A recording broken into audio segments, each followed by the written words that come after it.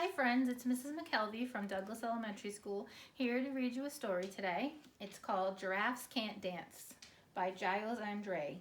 It's one of my favorite books from all the years of teaching preschool because it has a really cool, important message in it as well. So I hope you enjoy.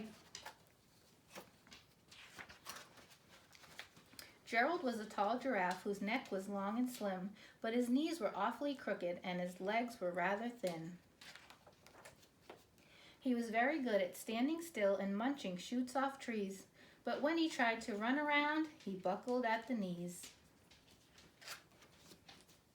Now every year in Africa, they hold the jungle dance, where every single animal turns up to skip and prance. And this year, when the day arrived, poor Gerald felt so sad, because when it came to dancing, he was really very bad. The warthogs started waltzing, and the rhinos rock and rolled. The lions danced a tango that was elegant and bold. The chimps all did a cha-cha with a very Latin feel, and 8 baboons then teamed up for a splendid Scottish reel.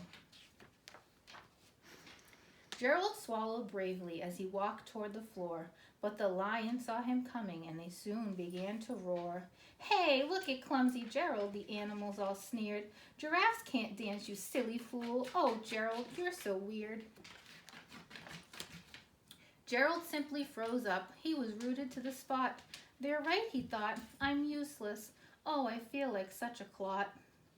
So he crept off of the dance floor and he started walking home. He'd never felt so sad before, so sad and so alone. Then he found a little clearing and he looked up at the sky. "The moon can be so beautiful," he whispered with a sigh. "Excuse me," coughed a cricket who'd seen Gerald earlier on, "but sometimes when you're different, you just need a different song." Listen to the swaying grass and listen to the trees. To me, the sweetest music is those branches in the breeze. So imagine that the lovely moon is playing just for you.